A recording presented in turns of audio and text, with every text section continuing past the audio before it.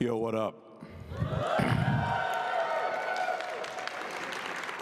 Hello, I am SungWon Cho, also known as ProZD online. I'm a voice actor. I do YouTube. Who here knows who I am already? I assume the majority of you, otherwise I don't know why you're here. But yeah, we got some mics. What, those two mics there? If you want to ask a question, line up. That's the panel. And if you don't ask questions, I'll literally just sit here. So, yeah. Hi. Hey, what's up?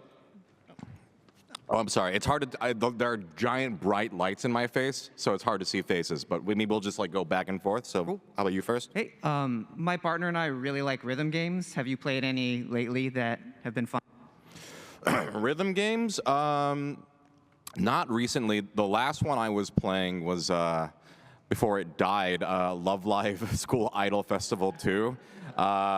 Which, for those who don't know what that is, it was a game that when it came out, it announced its end date on the same exact day. So I played that. Other than that, the only game I'm playing these days is Balatro. So yeah. So just to illustrate how bad Balatro's got me, I have every achievement except one. I've gold staked every deck. I am now gold stickering every Joker.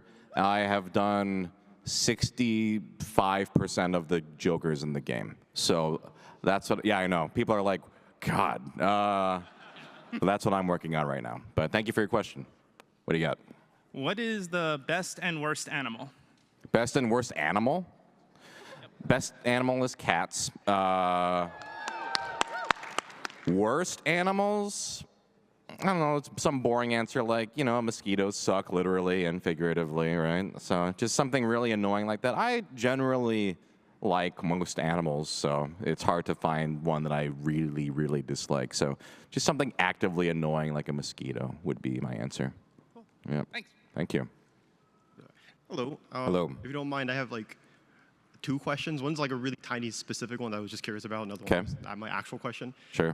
So I watched your latest video about the Gundam Wing thing. Sure. I was very curious because you mentioned that you were going to be in Houston, Texas for a sponsored thing. Yep. Which is tomorrow. Yep. And I was, so you're just gonna fly like from the end after PAX today to Houston, Texas. Guess who gets to get up at 4:30 in the morning to go fly to Houston tomorrow?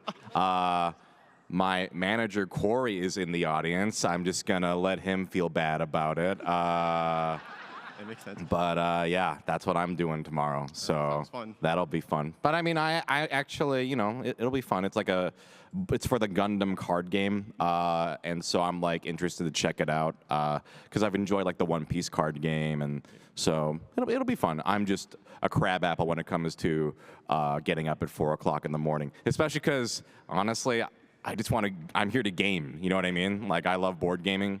But yeah, and what's your second question? My actual question. You know, like voice acting and like TTRPGs, they go together like peanut butter and jam. But what about like voice acting and like more traditional board games? Have you ever thought about like, you know, like doing any roles for those or like try to find ways to like combine the two? I have. I've done it. Do you know Forgotten Waters? Yes. I'm in that. Oh, that's cool. Have you played it? No, not yet. I'm like the main guy on the box. Captain Jesbit Vance. He's like the old guy. He's like, oh, the old pirate. That's me. Mm-hmm. And then the same publisher, they did Freelancers, which I'm also in. I haven't played that yet, but I own it. Mm-hmm. I think there was another game I did with that company. I should know the name. I think it's Familiar Tales, I think is the name. But so the answer is I have thought about it because I've done it. All right. Yeah. But I really like, I mean, I love board games. I love voice acting. So getting to combine the two has been very fun. So, Right. yeah. Yeah, thank you. Yeah. Hello. Hello. First off, love your work as Senshi. Thank you. My question is, you, of course, had a YouTube career before you got into voice acting. What was the thing that actually like gave you the opportunity to be a voice actor for the first time? Actually, a popular misconception. I was voice acting before YouTube. So I was doing voice acting in like indie games. So there's a game called Apotheon that I was in. A Hat in Time was another game that I was in. And so that was actually before YouTube. And then, so YouTube just kind of happened on accident. Like I never thought in a million years that I would be able to make some kind of career out of YouTube. There was a time in my life, I kid you not, where I was like, 100,000 subscribers is an impossible feat. I was like, there's literally, how do you get 100,000? And now I have 3.8 million, which is very weird to me. I didn't mean that as a self-congratulatory thing, but I'll take the applause. But yeah, so for me, it was voice acting, and then YouTube. I feel like both kind of grew together because I was doing stuff on like Tumblr and Vine, and that was kind of like growing as well. And I feel like both jobs kind of started to sort of grow in momentum around the same time, because I think when the YouTube channel took off, that's, I think, around the time I signed with my agency, and I did Borderlands 3 and a bunch of stuff, so it kind of like weirdly were like parallel together. So yeah, that's, I guess, the answer to my question, or your question, I should say. Thank you. Hello. Hello. As a big Gundam fan myself, I'd love to know, what's your favorite Gundam? Like a series? Favorite mecha. Oh, so the thing is, like, I'm not like super knowledgeable. My Gundam experience is I've read all of the, you know, Mobile Suit Gundam, The Origin, that manga. I've read all of that. So just the classic Gundam in that I love, because I love in that manga, there's only like one Gundam. And the Federation, they're always like, oh, it's the white robot. You know, they treat it like this badass. And I kind of love that about it, that it's this, you know, unstoppable force. So I don't know, it's a boring answer, but that classic Gundam is really cool. The only thing I've seen besides that is 8th MS Team. I've seen that. But I do want to watch more, because it's kind of like a blind spot for me. But Endless Waltz. Watch it. Endless Waltz? Endless Waltz. Okay, gotcha. Thanks for the rec. Hello. Hi. So I know all of your YouTube and all of your work you've done, but I also listen to Trash Taste. Okay. And I know you were on a podcast with them recently, and It's I true. think you mentioned BGG at least 10 plus times. So have you gotten that BGG sponsorship yet? Anybody from BGG who works at BGG in the audience? Well, I would love to be sponsored by BGG. BGG, if you're watching this, hit me up. Or yeah, I mean, it's one of my most visited websites of all time. Like, I use it all the time. So yeah, I would love to work with Board Game Geek. Do we want to do the game I always have people do? You want to guess how many board games I've played in my life? You said, I think 2. I don't. Whoa, Can I guess? No spoilers. He's at least played 2, guys. Thank you for ruining the game. As of right now, after what I've played this weekend, I'm at 2,155 games played. So I don't know if that's something to applaud. I think that might be more sad, but I love board games. That's why I'm here. I love board games. And so, yeah, would love to work with them at any time. Yeah, and I just want to say thank you for the Just One recommendation. I just picked that up. I think Oh, you mentioned nice. it in the I pod. love that game. Yeah. I've got it for my girlfriend right now, and she doesn't know about it, so we're just gonna, thank you. Okay. Hello. Hi. I like that one kind of fed into my question. Sure. You obviously played a lot of board games, so Right. I'm curious, is there ever a board game that you played in your board gaming career that was so bad it was good? Oh, interesting. So bad it was good. It's hard because there are so many that are so bad they're bad. I wish I had a good answer for you off the top of my head. I'll say one that I thought was going to be, this doesn't answer your question, but one that I thought that was going to be bad was that I was actually fun is the Space Invaders board game. Because I didn't realize it's just a reskin of Flip Ships. And it's just a game where you have a catapult and you like flip discs onto the Space Invader cards and you have powers and stuff. and it's extremely fun. And there's like a alien ship that you have to shoot catapult the disc into the thing. If I can think of a better answer for you, I'll just interrupt someone else's question and blurt it out for you. But I can't think of something. Usually, if it's so bad that it's good, usually just plain good. You know what I mean? Do you have an answer for that question? Me and my buddies are big like war strategy gamers, so Okay. I would say if I had to pick one, it's a game called Global War, Okay. which is if you've ever played Axis and Allies, it's like that with a lot more moving parts, which is it can be very grueling, but it's very fun if you can get into it. Okay, interesting. Well, yeah, if I think of an answer, I'll interrupt someone else's question. Thank you. Thank you. Hi, one of my friends had a really cool question, which is, what's your favorite piece from a board game? Oh, favorite piece. That's really tough. I mean, I love ones that you want to eat. Like, I mean, a wingspan egg looks delicious. Favorite piece. The Everdell berries are really nice.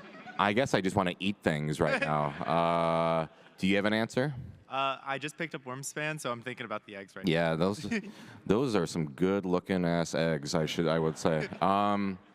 Yeah, for me, it's usually just like a piece that you don't normally see. I love when games just like go out of their way to make it look really nice. So, it first came to mind. I mean, Wingspan is a good game. Like, I enjoy it, but the best part might be those eggs. Like, they're just really great eggs. I Yeah. also really appreciate when they give you like a piece that will like last years and years and years. So I really like the Splendor like gems. Just Oh, the chips. the chips. Because Yeah. They're such good quality that I do card sleeves for the cards, and I know that like set will last me like years and years and years. Yeah. I just really appreciate that. Yeah.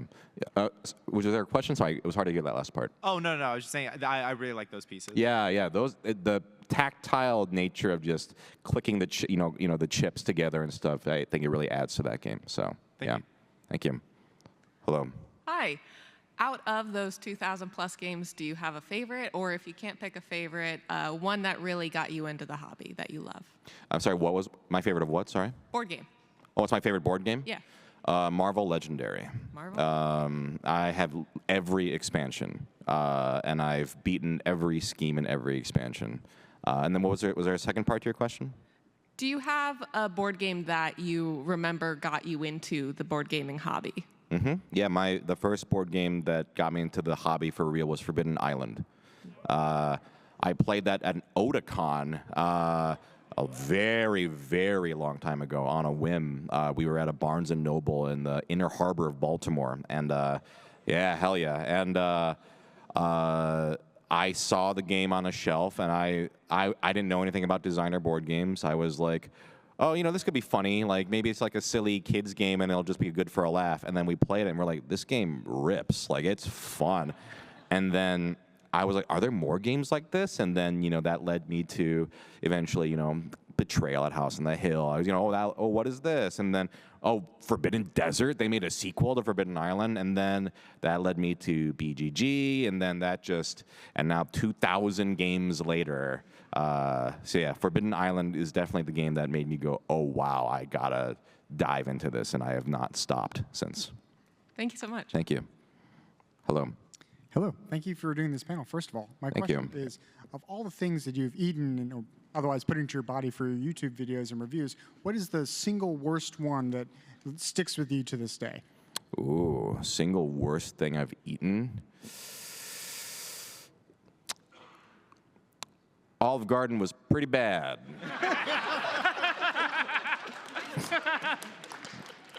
I feel like it's hard to pick out individual items because they're just like tragic blurs, just blurs of pain. I feel like Olive Garden, that experience, the food was quite excruciatingly bad. So I'm going to say maybe Olive Garden is my answer for now.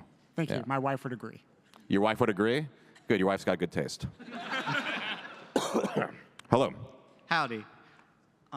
Is there a particular voice role you'd like to do in the future, or one you particularly remember from the past? A voice role I'd love to do in the future? Yeah. And then one I remember? Yeah. remember like really enjoyed or something, or okay. The answer to your first question is yes. It's always I always feel mixed about answering this question because I never want to come across as like, oh well, I should play this character. Like if it ever happens, I don't want people like, well, SungWon Cho said he would play that character, and I don't want to sort of add to that. But I'll say this: if I could ever play a character in the Ace Attorney franchise, that would be like a bucket list thing for me. And the characters I've really loved playing. I mean, there's a lot, but I think the ones that really are like special to me are like Senshi Delicious from Delicious in Dungeon. Mordecai from Lackadaisy, I really like playing him. There's a show called Pluto on Netflix. It's an anime. Oh, hell yeah. The three people who... but the character I play in that is very special to me. There's a lot. Like, Ratatoskr, God of War, Flack from Borderlands. It's hard to choose, but I gotta say, Senshi, is a fan of the manga, and the character lets me do a lot of really fun stuff. I think he's probably one of my favorites for sure. Thank you. Thank you. As you just mentioned, Marvel Legendary is your favorite game? Yeah. Who is your favorite hero to use the most? Or, sometimes they have so many like Wolverine or Spider-Man. Who's kind of your favorite? That's really hard because I mix it up so much. But my favorites tend to be the ones that let you just draw. Because Mr. Fantastic kind of does that, right? Yeah, like a bunch of the ones that I call it like a Gatling gun, where you just draw your whole deck. Like any character that they're not my favorites, but like the Spider-Man, how you just low card draw. I love just drawing everything in my entire deck in a turn. So any character that plays like that is usually my favorite. Awesome. Thank you for the term Gatling gun, because I can guarantee it'll be used in my friend group now. Yeah, that's a good way of describing it, is Gatling gun. Yeah. Hello. Hello. I was wondering, when you make parody videos about card games, you use a card game about cows and dairy farms. Yeah. I was wondering why you chose cows and dairy farms specifically, and I was also wondering if we were ever going to get an actual physical version of that game to play.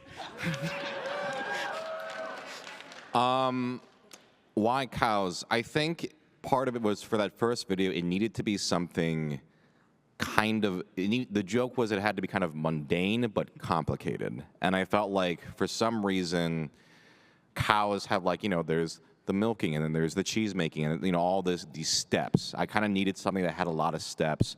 And then cow puns just came to my mind, and so it was something that just sort of snowballed, I think. So I don't remember why I specifically went with cows, but it was something that required steps. Like, oh, then the delivery driver drives the milk to the toll gate, and it needed to keep going and going and going. Do you know that game has a name? My name for it is Legendary Cataclysm. If I get asked a lot, would you make it a real game? If a publisher ever wanted to make that happen, I will say there have been talks here and there, but nothing's ever been concrete. So I'll say never. Like, if some publisher wants to make that happen, sure. Why not? But yeah, maybe one day. All right. Thank you, and thank you for the cheesy puns. Of course. Circling back, I actually was going to ask about your previous experience in regards to voicing Ray Shields in the Investigations 2 English hack. Okay. Did you not actually get reached out to by Capcom at all to try and voice anything for Investigations 2 when the HD thing was coming out? I was not approached, no. Oh. But maybe, Capcom, if you're watching this, hit me up. Yeah, would love to work on a game in the future, though. Hope so for you. Yep. Hello. Hello. Being a voice actor, how many accents do you think you can do?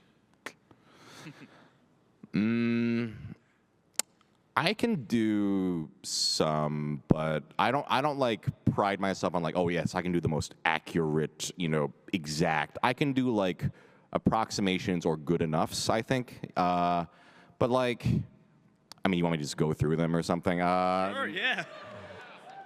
I think the ones I tend to be most confident in, but oh, man, you're putting me on the spot here. Are you gonna pay me? No. I can give you. I think like because I have an Australian friend, my Australian accent I think is pretty good. Now you're like, is he gonna do it? I mean, I've met Australians like when I was on I don't know if anyone knows Auntie Donna, but I was on their podcast and I did it for them and another Australian. So, all right. I mean, I suppose I'll do it. Yeah, it's my this is my Australian accent. I think it's not bad. It's just you kind of relax your voice a little bit and that sort of thing. It's all right.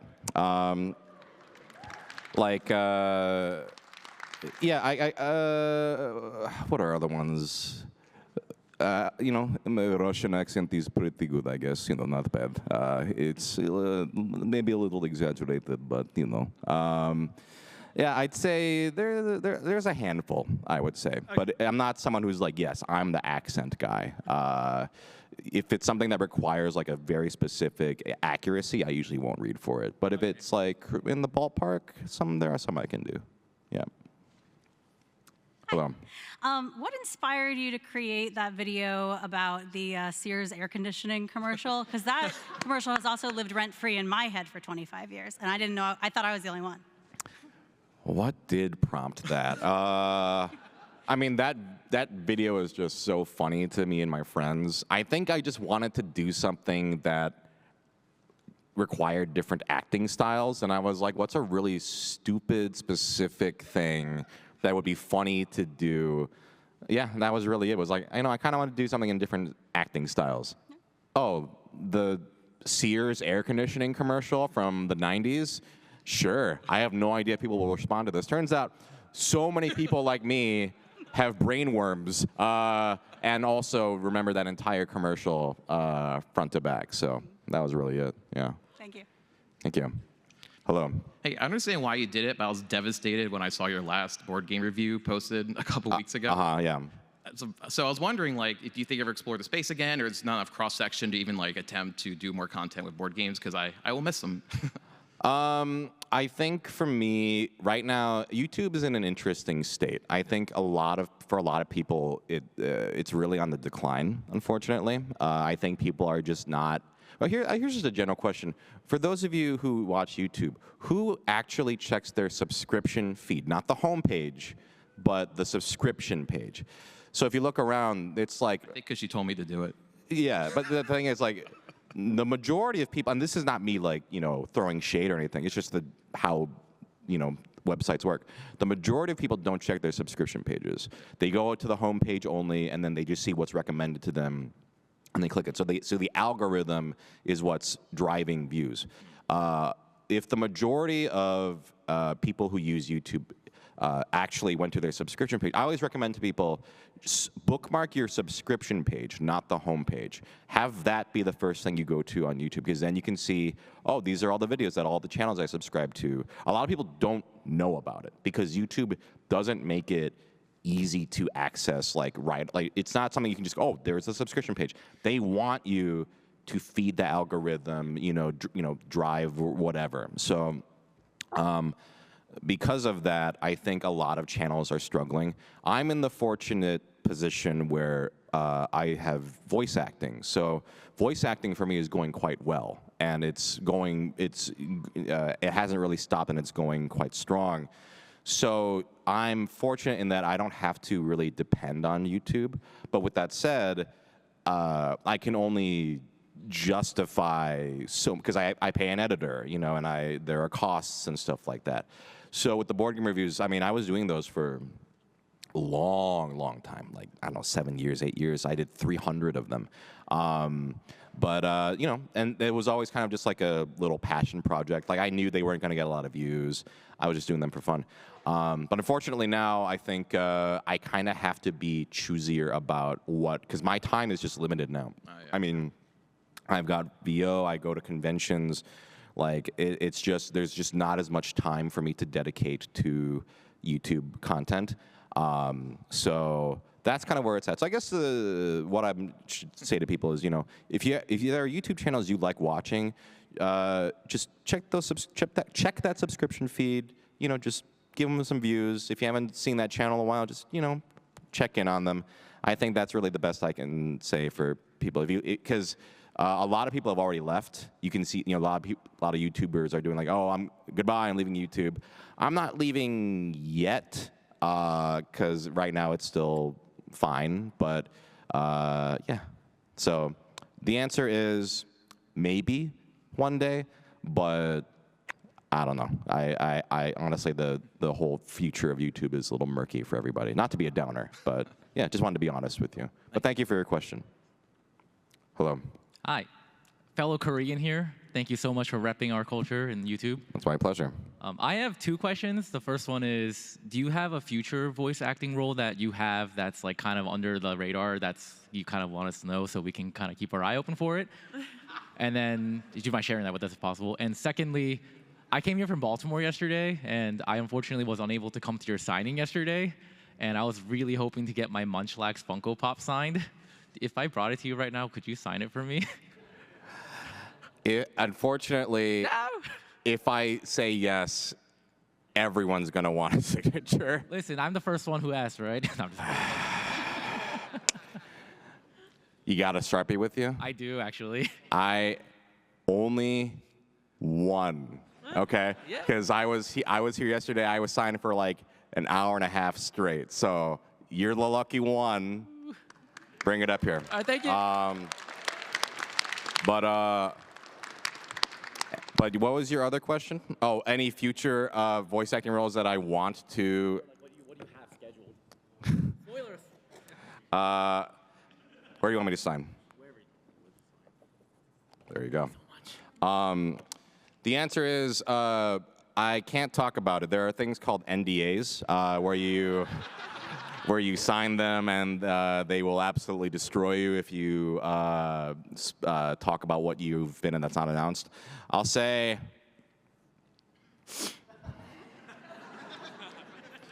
there's some good stuff coming. I can't talk about any of it, but I think I can say this much, because what I do is I keep track of what hasn't come out yet.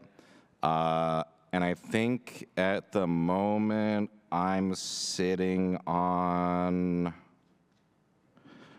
30 things I can't talk about. So the answer is there's some good stuff coming out, but I can't talk about any of it. Hello. Hi.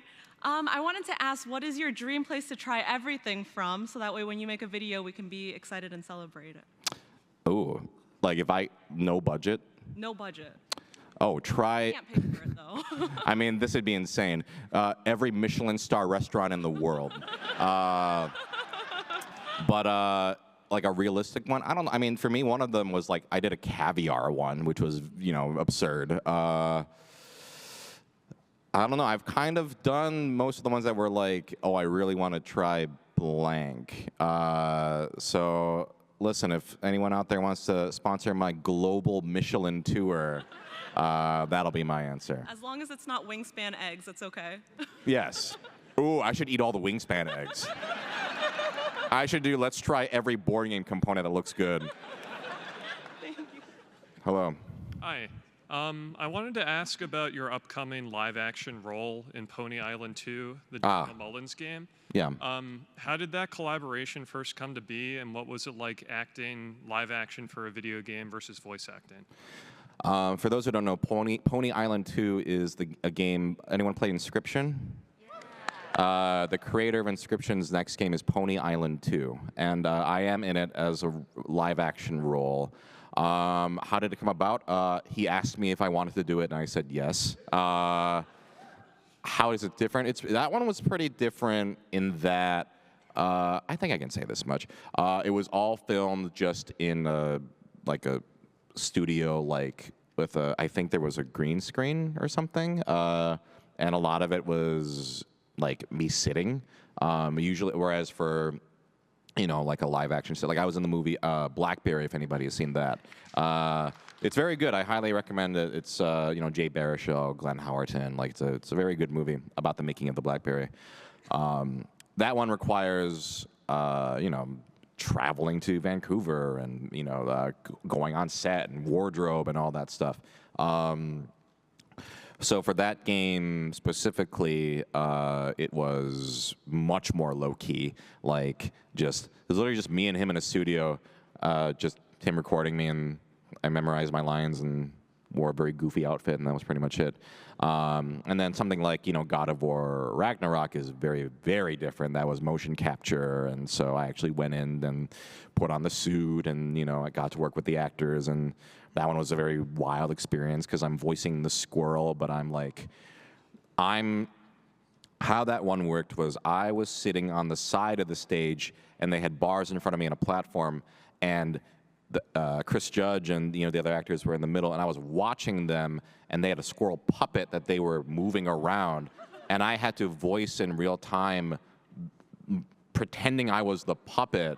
And if he grabbed onto Kratos, I grabbed onto the bars in front of me, and then if he sat on his shoulder, I took a seat on the platform behind me. It was a very mind-bendy acting experience.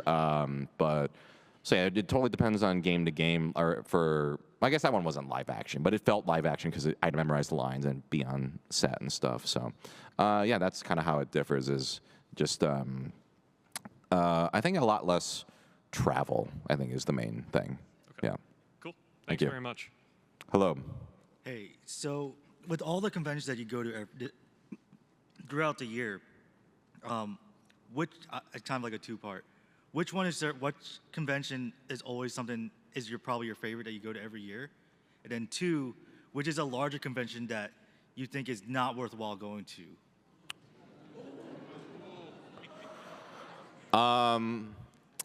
Okay, so you're talking about which con do I guess that is my favorite?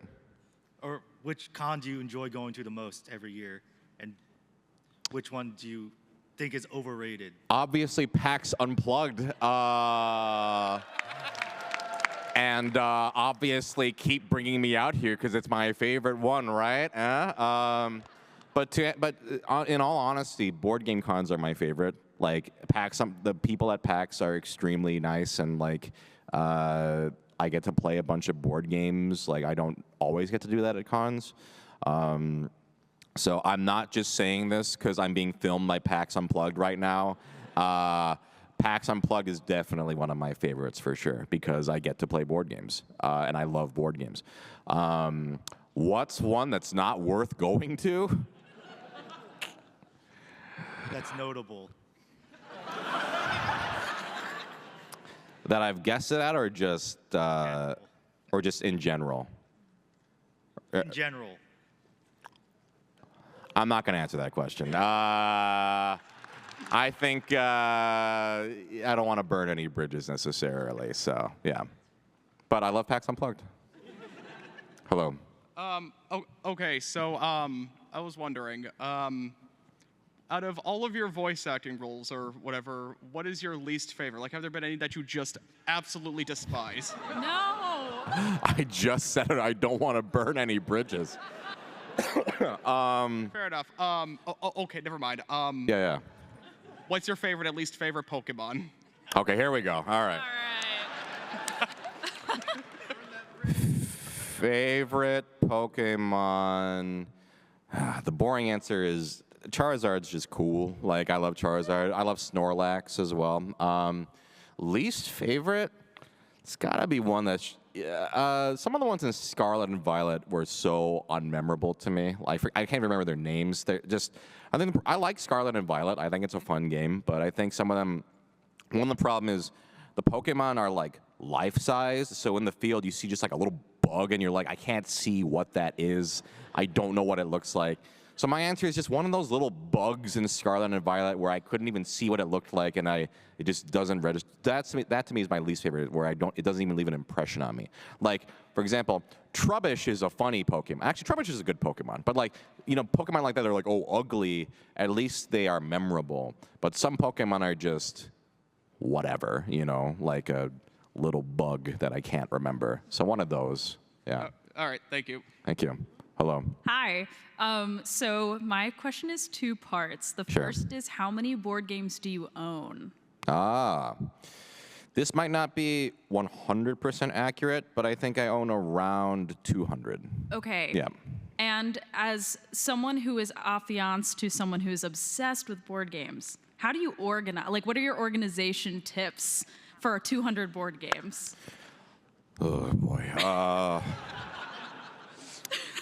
I mean, I have the stereotypical classic Kallax, it's just the perfect size for board games. So, and I think it's, what is it, like 5 by 5? Is that the biggest one? I don't know. Well, you can do, I guess, as big as you want, but I got like a giant wall shelf with a bunch of squares. I'll organize them kind of by genre and series. So I've got like party games in one square. I've got like all of Marvel Legendary. I've got like my Clank stuff, my Aeon's End stuff, or Zombicide, just like certain ones, like the Azules are together. So I'll usually kind of go by that. And then it kind of becomes less organized than just about box size, honestly. And then I have like a different shelf that's like along a wall that's flatter, and that's for like the really weird shaped games. Like I have like, I'm blanking on the name. I'm at a board game con, someone will know it. What's Concordia? Concordia and Concordia Venus. I have like those are big boxes, or if I want to keep like a legacy game, those are too big for a Kallax shelf. So those are kind of like, and then like Eclipse is another one that has a really big box. So I'll just have those kind of together. A lot of it is really just by shape. And then if stuff happens to be kind of themed, I'll kind of put them together, but it's pretty haphazard, I think. All right. Thank you. Yeah. Good. That's how you should do it. Hi again. Hello. This may be a little bridge burning. I'll let you decide. Oh, boy. What are some of your pet peeves, since a lot of your career is based on sound, that you hear in like other voice actors' work? I have another question. If pet peeves in other voice actors' work. I guess I can answer because I'm not talking about anybody specific. I think sometimes in some performances, I'll just say this much: some celebrity performances are very flat and need to have more emotion, and it's just that maybe that actor doesn't have enough experience in voiceover or whatever, so it comes across as very flat. And you can hear, especially for me, I can hear, but I think even for the average viewer, you can kind of tell. With that said, I don't think that, oh, no, you should only be experienced, because everyone needs to start from somewhere, right? Like, and I've seen some, live action actors who have never done it. Like, a good example is in Delicious in Dungeon, Emily Rudd from the One Piece live action voices Marcel, and I think she does a great job. And I'm not just saying that because we're in the same show, but she's someone who I know took it very seriously and like really tried her best, and I think she did a great job. So it's not like I want to say, all on-camera actors or whatever aren't good at voiceover, because you watch like a Pixar movie, like plenty of great celebrity actors who do amazing performances. But I'd say ones that tend to be a little flat, where you can tell maybe they didn't go all the way. But I also know as a voice actor, you cannot always put the blame on the actor. A lot of times, it might be misdirection, like, maybe the director didn't give them enough context. Sometimes you just don't have the context either. Like, sometimes you get a script, and even the director's like, yeah, I don't know what this scene, they didn't give us the information. So I think as a voice actor, and you learn, as you do it long, because I've done this for a long time, I think it's easy to go, you hear performance, go, wow, that actor sucks, or wow, they're really bad. But now I know there's so many factors that are entirely out of the actor's control that I have no idea. Like, so I honestly try to give actors the benefit of the doubt. Like, sometimes you just aren't given enough direction. Sometimes, or they pick the take that you don't want them to pick. You know, you don't, you kind of, it's kind of unfortunate because you go in as the actor, you do your best, and then so much of it is out of your control. But then it comes out. I mean, I don't really have this happen to me, but I know some other actors are like, oh, I wish they hadn't chosen this take, or I didn't want to do a voice like that. They kind of, you know, pushed me to do a voice like that, and then I knew it was going to get a bad reaction. So I really try to give actors the benefit of the doubt because I know it's not all just, oh yeah, that actor, you know, effed up or whatever, right? So, but yeah, that would be my answer, I think. Hello. Hi, I don't know how much you do with TTRPGs and such, but if you do, how many of those have you played, and which is your favorite? I don't play a ton. I've played D&D like 3 times in my life. My wife is a huge D&D fan. Like, she plays a lot. I don't play too much, actually. I tend to just kind of stick to the board game sphere. I've homebrewed some... Like, I homebrewed a Pokemon tabletop for a long time. I did this is going to sound bizarre, a gritty Mario tabletop and it ripped. It was like a year-long campaign, and it ripped. So that's kind of where I dabble in tabletop, is I'll kind of make a system and kind of tweak it or whatever, because I don't really want to be beholden to someone else's really strict rules. I kind of want to just make something that I think would be fun. I made a Mario Party tabletop homebrew that played almost exactly like Mario Party, but with dice for all the actions. So I think that's where my interests lie, is like, oh, I kind of want to, can I make this work as a tabletop game? And I kind of just do that instead. Thank you. Yep. Hello. Why, hello. My initial question was going to be about the dairy game. Sure. Thank you for giving it a name. I've been calling it the Somersault and Cheese Factory game. Mm-hmm. I recently got my friend to watch the Ace Attorney anime for the first time. Mm. What is your favorite game and case? Ooh. Favorite game is the third one, Trials and Tribulations. My favorite case, I think, would be the 4th case in the first game. Yeah. Thank you. Yep. Hello. Hi, my husband and I have 3 cats, and we would love to know, in the Venn diagram that is cats and board games, what are your favorite cat-themed board games? My favorite cats in board games? Yeah, cat-themed board games, or cat-themed board games. Oh, cat-themed board games? Calico's really good. I think that one's very fun. Cat board games. What are some cat board games? I'm not... Oh, I Love Cats is good. That's a Tetris-y one. I liked that one. Cat in the Box is pretty good. I think I like the other ones better. Any other ones? What? Boop. Boot? Boop. Like boop it. Oh, boop, boop. I just have a crowd of people going boop, boop, boop. Cat Lady I've played. Boop, I think I've played. Oh, one that was pretty fun was Mlem. It was like the cats going into space or whatever. That one was pretty fun. So those are some ones I think that I've enjoyed. The Calico developers are making Knitting Circle. It's like another kind of... Which one, sorry? The people who made Calico are making a new game called Knitting Circle that's also... Knitting Circle? Okay. Yeah. I'll have to check it out. Yeah. Thank you. Hello. Hi. I don't know if you remember doing your Let's Try Little Debbie Snacks video. Which one? The Little Debbie Snacks. Oh, yeah, okay. Is there a reason why you didn't try fudge rounds? Because it was funny watching you die inside, but I think you would have been blown away if you'd tried fudge rounds. Very accusatory. I would just like to stress to the viewers and the audience, I have no issue with fudge rounds. Usually the answer is it wasn't at the store. Maybe sometimes I'll get stuff delivered and it just didn't come, you know? So that's usually why something wasn't included. Which ones are fudge rounds? They're like similar to the oatmeal cream pies, but they're like fudge, and they've got like the fudge cream in the middle, and then like the ripples on top. You're breaking my heart. This was my childhood snack, you know? I've never seen these in my life, but they're good. Oh yeah, they're delicious.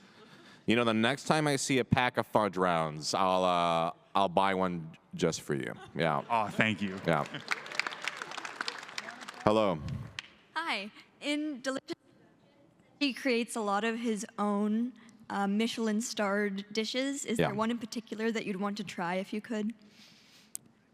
I'd love to try any of them, but the one that got me the hungriest in the booth, and not just me, but the engineer and the director, was who here? I shouldn't spoil it. There was a very extensive barbecue scene, and that looked so good. I know that's not an interesting answer because of course barbecue looks good, but the way they animated that meat, I was like, I really would love to eat that right now. So I think that would be my answer. Is just blank barbecue. Yeah. Hello. Hi, I wanted to ask, before you pursued your career in voice acting, what did you do for work, and how did you convince people in your life that a career in the creative industry was something you could succeed at? So before I did like anything I'm doing now, I was actually a ESL tutor, English as a second language.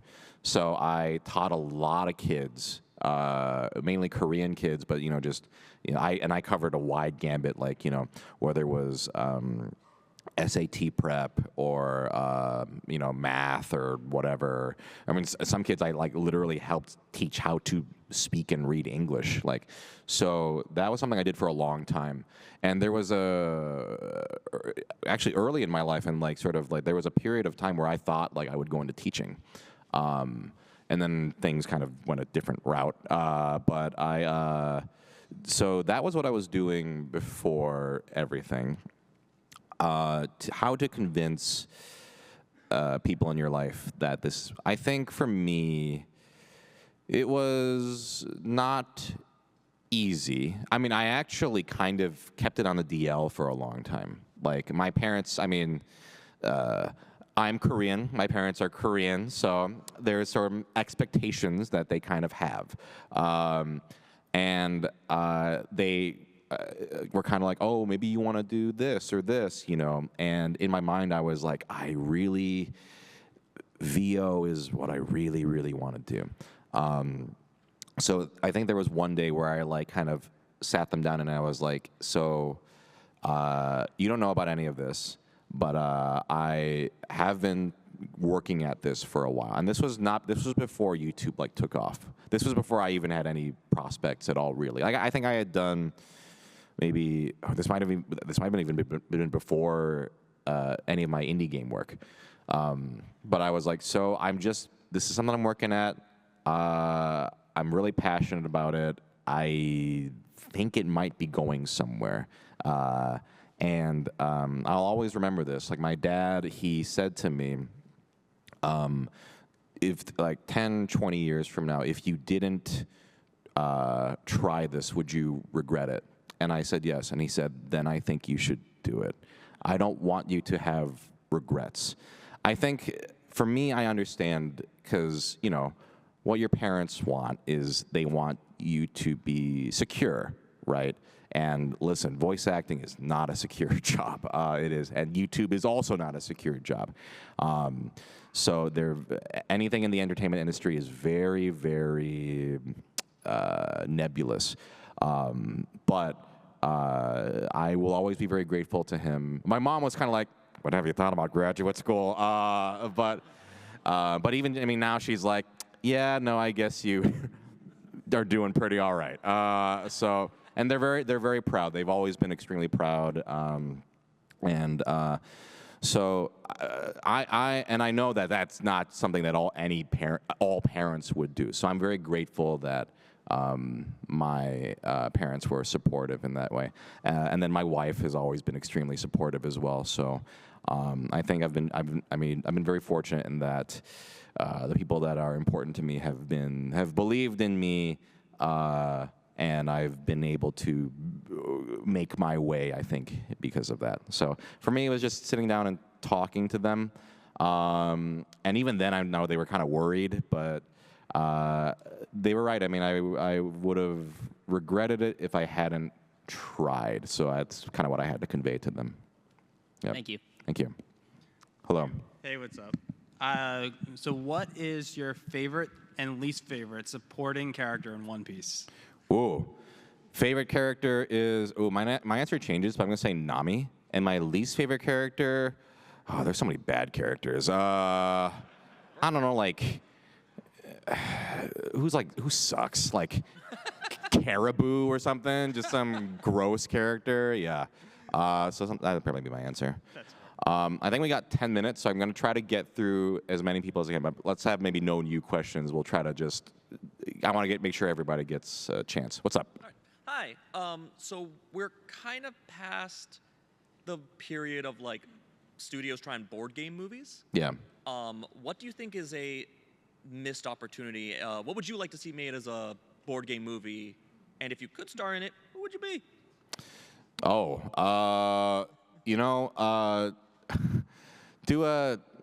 This is such a bad answer. Do like a Ticket to Ride thriller. That's what. And I want to be in it. Yeah. All right. That's my answer. Yeah. Thank you so much. Hello. Hi. What board game or kinds of board games do you think Senshi or any other characters you've voiced you can choose would like to play? What kind of board games would Senshi like to play? Ooh. There's a game called Kitchen Rush, where you like have to run a restaurant and you like do the hourglasses and stuff. I think he'd get a kick out of that, just like managing the kitchen. I think that'd be fun for him. So probably something like that. Thank you. Hello. Yeah. So for Legendary Cataclysm. Yeah. How much do you know about what it would be if it was designed? Like, do you know, would it be a TCG or some other kind of deck builder? Do you have a lot of cards that aren't in YouTube videos yet? I think if I were to actually design it, I'd want it to be a deck builder because that's my favorite genre. Like, I mean, I love Marvel Legendary, Clank, Aeon's End. So even though it is presented as a sort of like a Magic the Gathering style game, I think if I were to design it, I'd want it to be that kind of game, or maybe something where boosters are part of it. Like, I mean, there's like Millennium Blades. That's one that kind of does that. But that's kind of a fun concept too, of like, the actual procuring the cards could be part of the game. But I think at its core, I'd want it to be a deck builder that I would enjoy playing, and not just like a haha, it's cows, but like have the gameplay have like a solid foundation where you're like, this is a fun game, and that lets you kind of do these fun, satisfying turns. So that would be my ideal version of it. Okay, thank you. Thank you. Hello. Hello. Do you moisturize your vocal cords? And if so, could you recommend a brand of vocal cord moisturizer? That went in a different direction than I thought it was going. I would say generally, I mean, just water. Water is honestly great. If you're having like a scratchy throat, tea with honey is always good. There is a Chinese cough syrup called Ninjum Papacoa that is not FDA approved, but it tastes really good and it works really well. So that's kind of like the voice actor's like secret weapon. It is very useful. But otherwise, honestly, just water. Just good old-fashioned water is always good for you. Thank you. Yep. Hello. Hi. Out of a set of 7 like RPG dice, what is your favorite dice shape? I think it's just got to be the D20. Like, it's just, there's enough sides on it for chaos and just interesting stuff. And, I mean, a nat 20 just hits, That thing, it just rips. So I think it's got to be the D20. Thank you. Hello. Hi. Have you found any games at this PAX that you really liked and you would want to shout out and recommend to people? My problem is I'm always playing old stuff. I mean, I can talk about, because I literally go through, like, the library and just find, like, I haven't played this yet. One I finally got to play was Meeple Circus, where you just, and I don't even know if it's in print anymore, but it's I borrowed it from the library, and it's just like you have to like put the meeples and make a little circus performance and stack them, and there's like animals and stuff. That one was fun. Yeah, I mean, you have any recommendations for anything here? I was looking for stuff to get, and I was hoping you had some recommendations. Man, I am the worst person to ask because I'm just always like, here are the old games in the library. For me, when I'm at a board game con, I'm usually just hitting up the board game library. I should do a walk around the floor, though, at some point. So. Fire Tower? I've played that. That's the one where it starts burning and you're trying to direct the flames or whatever. Yeah, that one's pretty good. Yeah, I've played that. Thanks. What new Forbidden game? What's it called? I haven't played that one yet. I've played Island, Desert, Sky. I should check out Jungle. Wow, we're just calling all the board games. I should definitely play these though. Okay, I think we have just enough time for what do you got? Hello. I remember when you used to do a podcast that inspired this question. Who's your favorite obscure Mario character? My favorite what character? Obscure Mario character. Obscure Mario character. Ooh. I don't know if it counts as obscure anymore because they got the remake, but my answer would have been like I love like Goombella or Vivian from Thousand Year Door. But since that's gotten a remake, I'd say like a obscure one. Like I kind of love like Mauser from Mario 2 or Wart or whatever. Just like some, Tatanga from Mario Land. I know I'm losing the audience on this, but I could talk Mario obscure stuff all day. Thank you. All right, what do you got? Hi. Hi. With the advent of AI and stuff like that coming into play, what do you, as a professional voice actor, what kind of strategies or options do you have to protect yourself from, from your livelihood being stolen, essentially? Woof. Last one's the heavy one. I think it is a very. Here's the thing about that whole issue is with deep fakes and stuff like that. It's becoming very important to protect artists and not just voiceover, but illustrators and things like that, because. The jobs will become, oh boy, this is going to get dark. Jobs will become, more and more obsolete. Like, I think right now it's kind of like, oh, haha, like, it's funny, this thing here, but it's only going to get more and more advanced and more, sophisticated. So what can we do to protect ourselves? That's currently what we are working on. Like, there's a video game strike right now, so that's a big part of it, is how do we protect artists and make sure that because companies are more and more like, just use the AI and just generate voices, and it's only gonna get worse. So I guess I'll finish off by saying I think I'm kind of going back to something I was talking about before. Like, I think art is very important. I think creativity and stuff like that is very valuable, and so I think protecting that and then also just supporting, real artists is very important. So if you have an artist or actor or whatever, any kind of creator that you really, enjoy their work, I just keep supporting each other, and that's the best I can ask for, and hopefully we can navigate through it. But yeah, support good art. That's what I'll say. I think everybody should support good art. All right. I think that's going to be it for this panel, but thank you everybody for coming. I hope you had a good time. I'm going to go play board games and then wake up at 4 a.m. tomorrow. So have a good one, everybody.